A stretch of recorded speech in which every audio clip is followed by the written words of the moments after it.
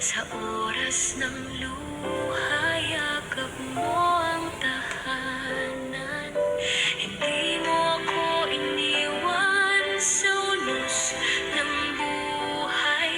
Ang pag-ibig mo'y di nagmamaliw kailanman. Kahit ako'y nagkulang, ikaw ay nananatiling matapat. Diyos na tapat, kailan may di nagbabago. Pag-ibig mo'y walang hanggan, walang kapantay. Diyos na tapat, sa'yo Pakinggan niyo po itong music nito. At napakaganda ng music nito. sa'yo, o Diyos na tapat. Ako'y muli pong magbabahagi Sa bawat ng salita ng Diyos. ako'y may kapayapaan. Ang salita mo'y gabay sa dilim ng daan. Sa bawat tagumpay, Dalangin ko po lagi na ang dahilan. sa pagbabahagi ko po Bawat pagkadapa, ikaw ng salita ng ang Diyos, kamay na bumabango. gusto ko lahat ng tao ay pagpalain ng Diyos. Lalo na yung mga taong nakakapakinig ng kanyang salita. Nanatiling Ano man ang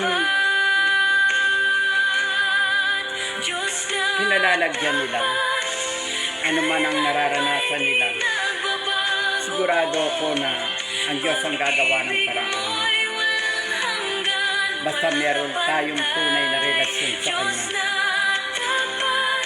Huwag natin baliwalain Ay mananahan. sa bawat yugto ng ating buhay, Buhay ang Diyos ay tumikilos. sa'yo, o Diyos na tapat.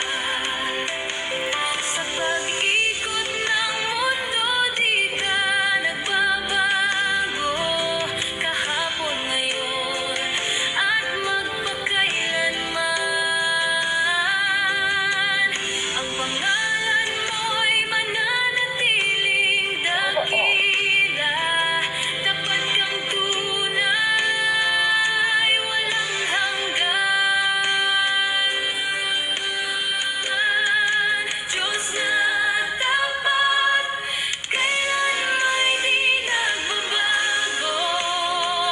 Pag-ibig mo'y walang hanggan, walang kapantay.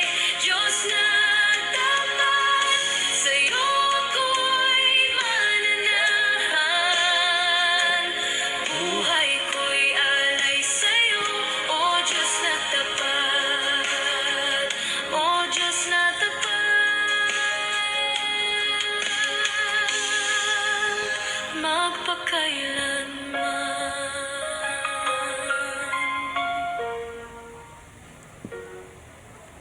magpakailanman.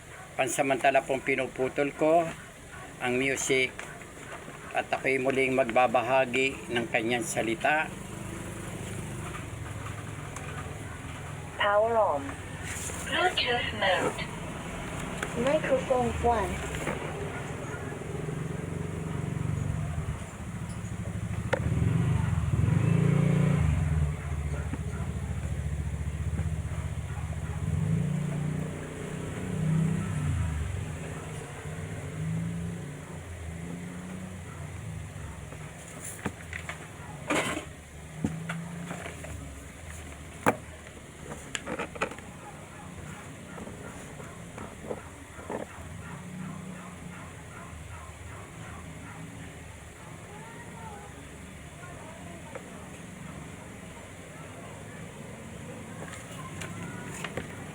Good afternoon po sa inyong lahat. Ang pamagat na aking ipipreach ay ang called to be salt and light. Tinawag upang maging asin at ilaw ng sanlibutan. Ito po yung kahulugan ang call to be salt and light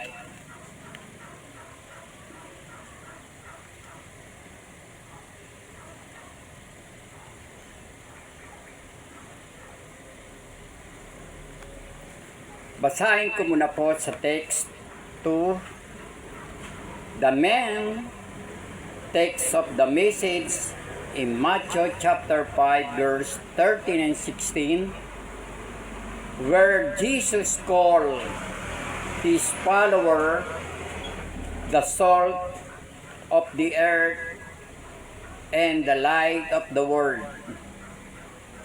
Ang pangunahing talata ay ng Mateo chapter 5 verse 13 and 16, kung saan tinatawag ni Jesus ang mga tagasunod niya na asin ng lupa at ilaw ng sanlibutan.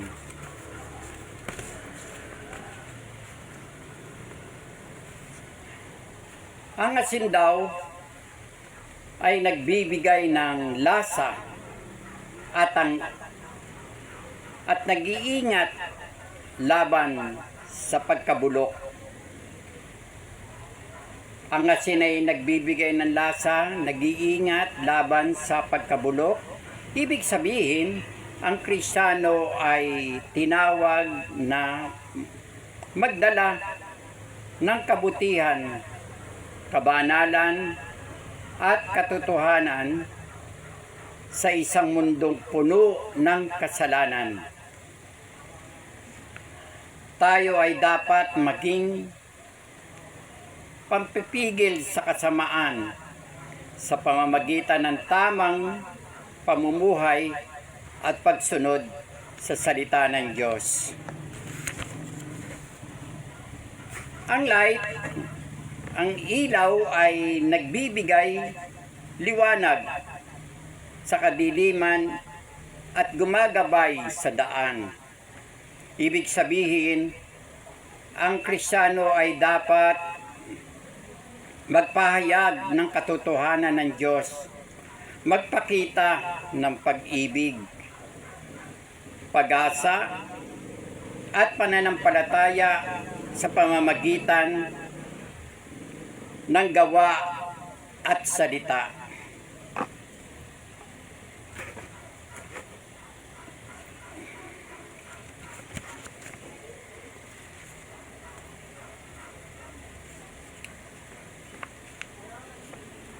Punta po tayo sa text, sa thesis. Sabi rito, believers have clear mission to influence the Word of God. May malinaw na misyon ang mga mananampalataya. Magkaroon ng mabuting epekto sa mundo.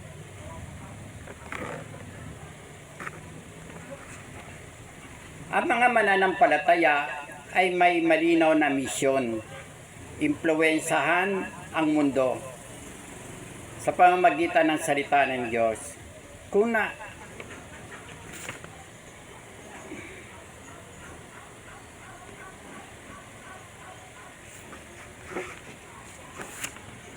ang bawat mananampalataya ay hindi lamang tinawag para magligtas, kundi tinawag upang maglingkod sa mag-impluwensya. May malinaw na misyon ang Kristiyano, ang ipakita at ipahayag ang salita ng Diyos sa pamamagitan ng pamumuhay, pananalita at gawa. Hindi daw tayo iniwan ng Diyos sa mundo para makiayon dito, kundi para baguhin ito. Sa pamamagitan ng salita ng Diyos ay magkakaroon tayo ng liwanag sa kadiliman, katotohanan sa gitna ng kasinungalingan, at sa pag-asa sa mundong walang direksyon. Kapag ang pananampalataya ay namumuhay ayon sa salita ng Diyos, ang kanyang buhay ay nagiging patotoo. Ang salita ng Diyos ay siyang kapangyarihan na ginagamit ng Diyos upang magbago ng puso, isip at direksyon ng tao. Kaya malinaw ang ating misyon, dalhin ang salita ng Diyos sa mundo, hindi lamang sa salita, kundi sa pamumuhay na may kabanalan, pag-ibig at katotohanan.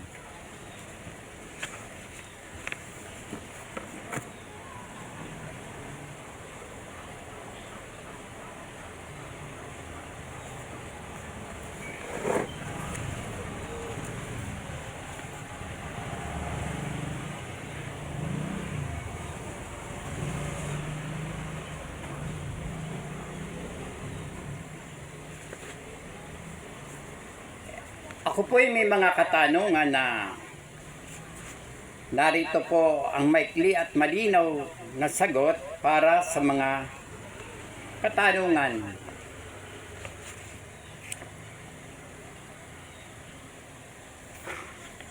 How can we truly become salt and light? We can truly become salt and light by living according the Word of God. Ipinapakita ang pag-ibig ni Kristo sa gawa at ipinahayag ang katotohanan ng may kababaan loob at pananampalataya.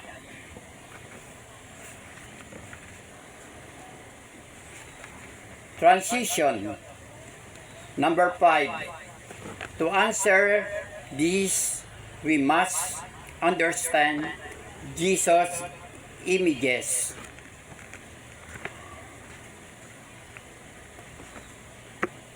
The answer this, we must understand the images Jesus used, salt and light, and what they reveal about our purpose as a believer.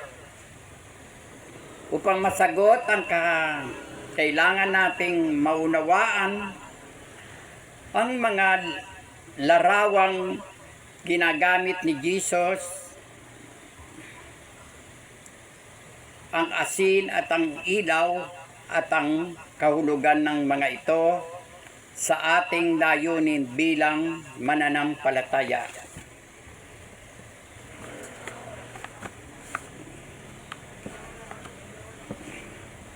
Number 6, main point. A Christian that must have impact.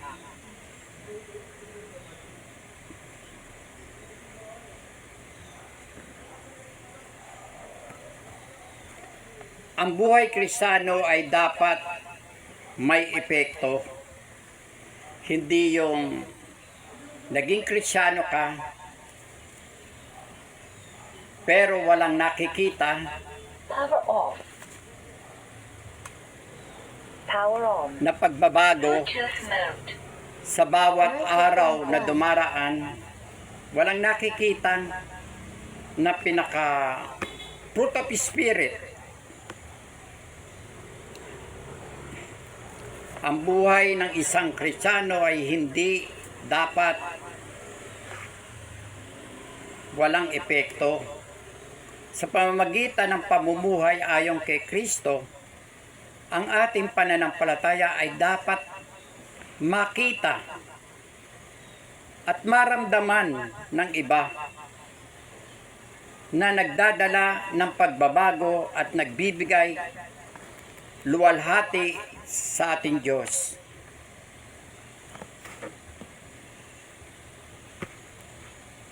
Number 7, explanation.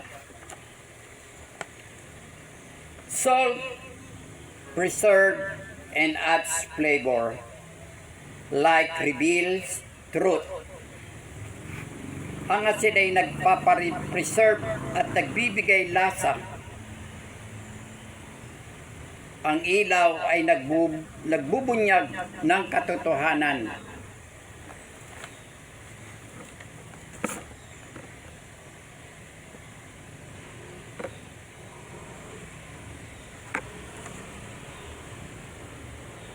Ang asin ay nag-iingat at nagbibigay ng lasa tulad ng mananampalataya na pumipigil sa kasamaan at nagdadala ng katotohanan at nagbibigay liwanag sa dilim tulad ng buhay na sumasalamin sa katotohanan ni Kristo. Number 8, illustration.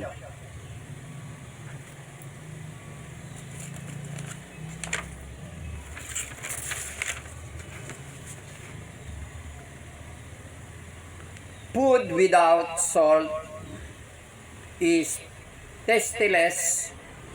A house without light is unsafe. Ang pagkain na walang asin ay walang lasa. Ang bahay na walang ilaw ay delikado.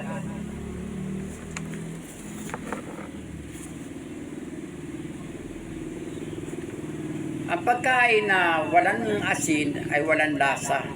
At ang buhay na walang ilaw, ang bahay na walang ilaw ay delikado. Gayon din ang mundo na walang Kristo ay walang saysay at direksyon. Kaya tinawag ang mga mananampalataya sa nadalhin ang presensya ng Diyos sa kanilang pamumuhay.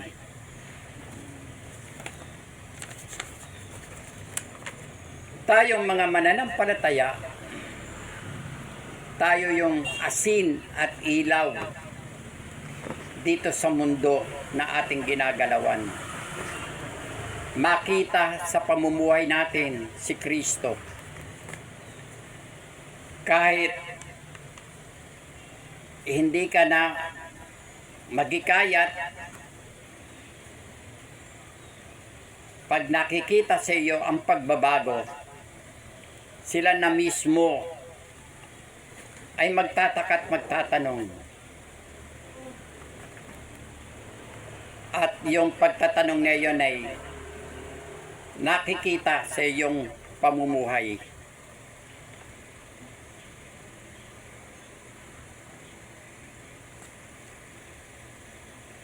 Cross-reference.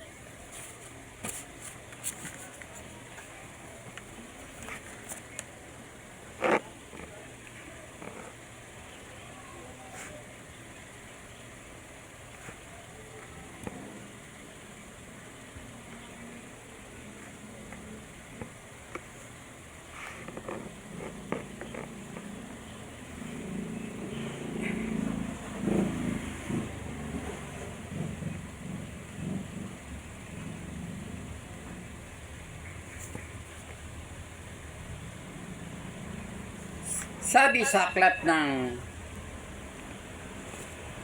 Pilipos,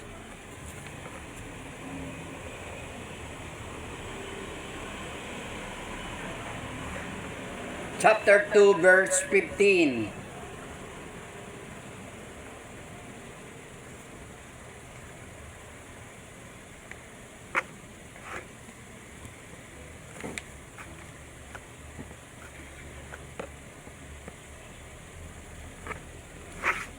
Upang kayo'y maging mga ulirang anak ng Diyos, matuwid at walang kapintasan, sa gitna ng mga taong mapandindang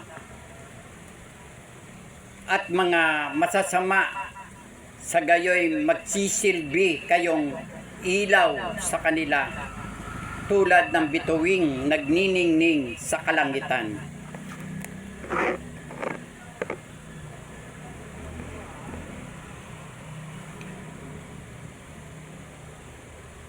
Colossians chapter 4,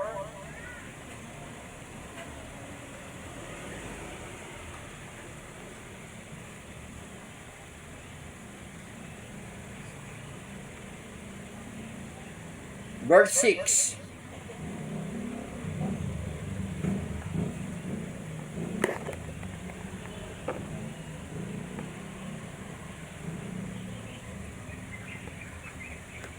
Ang sabi rito, sikapin niyong laging maging kaaya-aya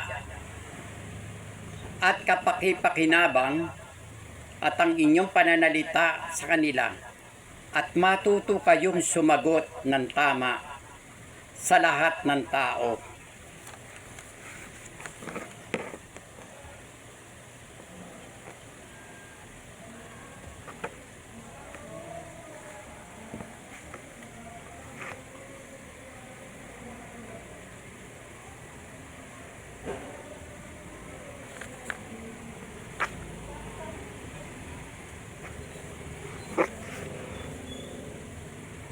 Tinawag ang mga mananampalataya na maging ilaw sa mundo, mamuhay ng walang kapintasan sa gitna ng madilim na salinlahi. Inayayahan tayong mamuhay ng may karunungan at ang ating pananalita ay maging may biyaya at malasang gaya ng asin. Ipinapakita ang talatang ito na ang buhay at pananalita ng Kristiyano ay dapat magdala ng liwanag at mabuting impluwensya sa iba.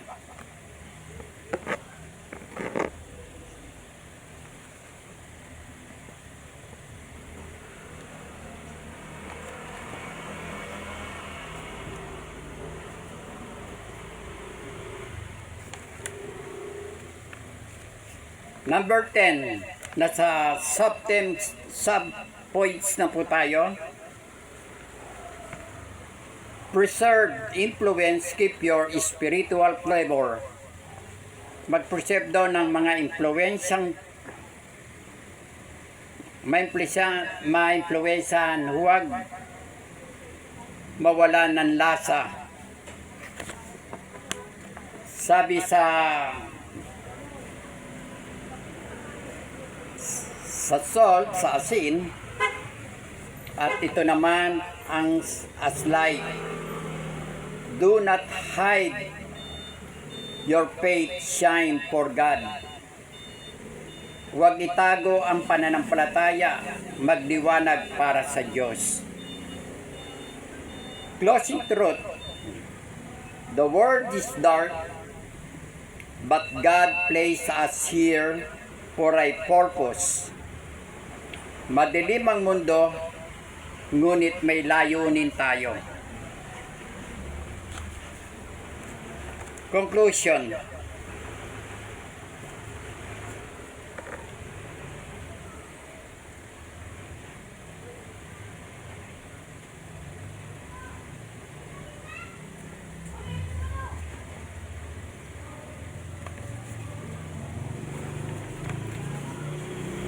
Power off.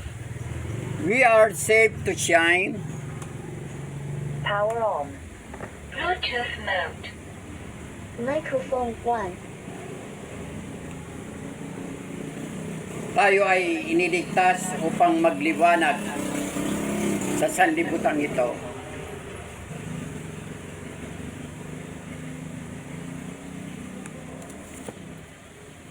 Tinawag tayo ng Panginoon upang maging kasangkapan ng liwanag sa sanlibutan. Bilang mga alagad ng Diyos ay makita sa tao bilang mananampalataya ay nagliliwanag sa harap ng mga tao. Totoo, minsan nararanasan natin na meron tayong na-encounter na tao na bigla na lang magsasalita sa iyo na hindi mo nagugustuhan. Katulad ng nangyari kahapon sa akin,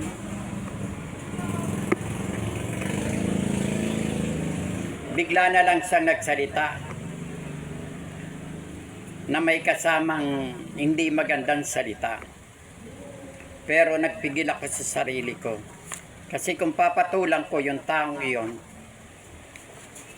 papaano ko may papakita si Kristo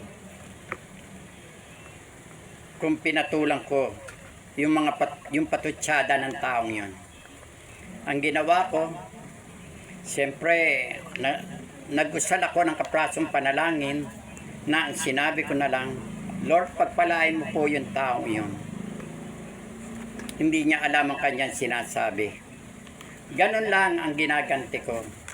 Kahit masakit, minsan nadudurog pa ang puso mo pag pinagsasalitaan ka. Pero kung iisipin mo si Kristo at iisipin mo ang kanyang ginawa, magagawa mo rin ang ginagawa ng ating Panginoon.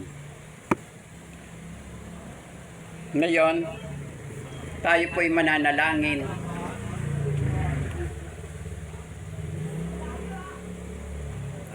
Dakilang Diyos, mapagpalang Ama,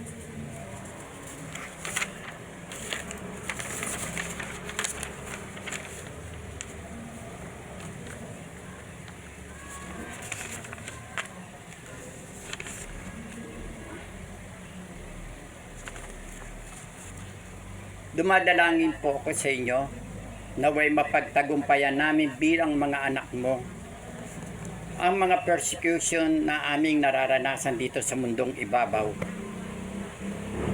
Hawak mo, Ama, ang aming mga buhay.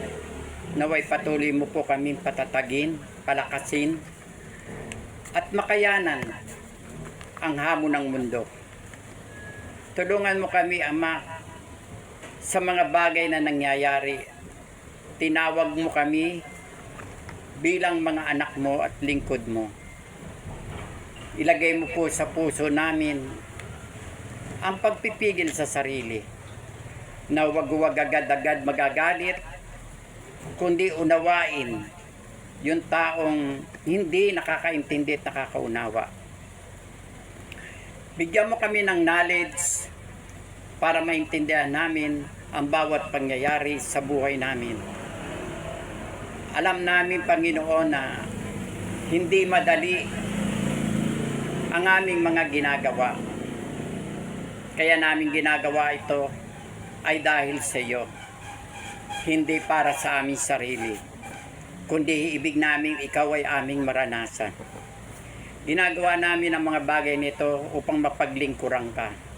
Sa pamamagitan ng paglilingkod, Lord, ang mga tao na nakakakilala at nakakakita sa amin ay bigyan mo po ng sapat na pangunawa at maintindihan nila.